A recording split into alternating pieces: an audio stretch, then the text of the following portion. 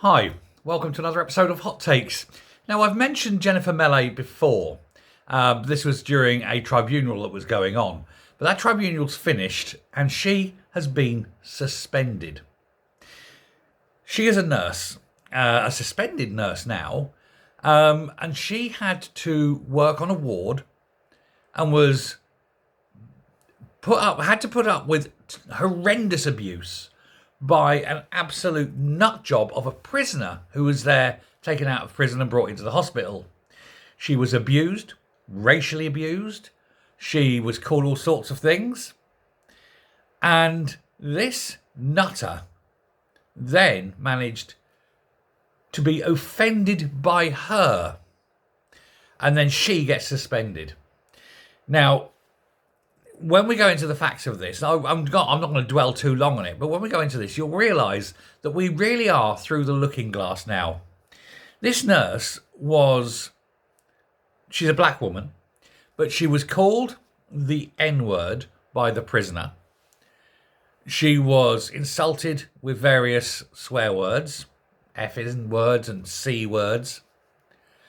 And she was told by her bosses that her attitude was unprofessional and that she was not to basically admit that she was a Christian. She was having her deeply held Christian beliefs. She was told to hide them. She wasn't allowed to have these beliefs on the ward. I bet they wouldn't have said that to a Muslim, but apparently you can say this to a Christian. And her crime was to address this very, very male-looking, mentally ill trans prisoner who just so happened to be a PDF file. And she called him Mr. because, him being male and held in a male prison, etc. And he objected to this. So this is a guy who, in all right-minded worlds, is a piece of human scum who abuses children and who is deeply racist and offensive. And she's the one who's suspended because she accidentally called him Mr. Now, there was a 4-minute meeting with her manager when she was suspended. She was ordered to collect her belongings, and then they got security to escort her out of the hospital in Cashalton, in Cashalton in Surrey. And there she is, leaving in tears after many years of service, being told, "How dare you object to being called the N-word? How dare you be a Christian? How dare you not accept that this mentally ill PDF file should be called Mr." Now, I think the nursing union should be all over this, but they're not, because they're as woke as the wanking managers at that shit hospital. Why is she not being, backed up by the union? Well, now they're looking at bringing criminal charges against her for potential breach of patient information, because at the meeting, at the hearing, she said, no, he's a physical male. But apparently that is personal information now because he, quote, identifies as a female. But he's not. He's a male. We know that because he shoved his cock into a child. Now, I do hope that he's given a very warm welcome when he goes back to prison. But, I'm surprised not. Now, they're not releasing the name of the prisoner because, hey, it's okay. You can do terrible things to children and you get protected by law. You accidentally call someone a mister when they are blatantly mentally ill and pretend that they're a woman. No, you're going to lose your job and potentially go to prison for breaching patient security.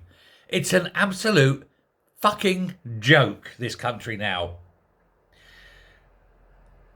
Now, he was actually in hospital for a urinary problem. I do hope the doctor misread the notes and went, oh no, he's a woman. My God, he must have some strange growth. Let's cut that strange growth off. And then give him a little tuck and sent him back. He'd have woken up then. But anyway, so when she said he, or Mr., the patient began to verbally abuse the nurse. Imagine if I called you N. Imagine if I called you an N, you black N. And yet he gets a free pass and she could lose her job. She was punished. She was given a final warning, a written warning, and a referral to the Nursing and Midwifery Council. Well, she's done the decent thing at least, and I'm going to back this one up because she's now filed a legal claim against the hospital and against the hospital management for harassment, discrimination, human rights breaches, and bullying. The chief executive of the Christian Legal Centre, which is supporting Miss Melee, said, "This is blatant, unlawful victimisation of an innocent woman. Jennifer's decision to speak out about her treatment is a legally protected act under the Equality Act as a whistleblower, and she should be afforded full legal protection and not threatened with court cases, unjustifiable court cases against her for breaching patient confidentiality."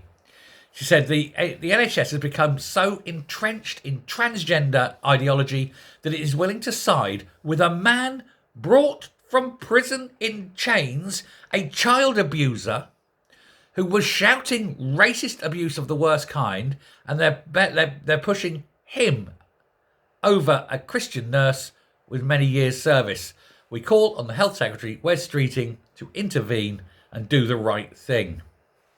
He won't, though, because he's as woke as well, isn't he? And he's a useless, fat, lardy-ass prick himself. You just need to look at him to know exactly the sort of person he is. He's not going to stand up for her. No, he'll be standing up for the PDF, won't he? A spokesman for Epsom and St Helier University Hospitals NHS Trust, long name, Shitty Hospital, said, "We expect all members of staff to follow professional standards. This includes maintaining confidentiality for any patients in their care at all times." They're spinning the feck out of this. This has got nothing to do with patient confidentiality. They are after her because she dared call a mentally ill man a man. Can't have that. Oh no, he might fiddle those kids, but he's got the right to be a woman. Have a look under his skirt, love. Tell me how much of a woman's there is there. Not a lot, let's be honest. Well, this hospital's a disgrace. Everyone in that area needs to make sure they write to their MP, needs to see action. And why? Why are the unions siding with a racist paedophile fuck over one of their own nurses? Answer me that. It's unbelievable, this world we're living in. And this is an example of it in its worst form. Angry. Let me know how you feel. Thanks very much. Take care. Goodbye.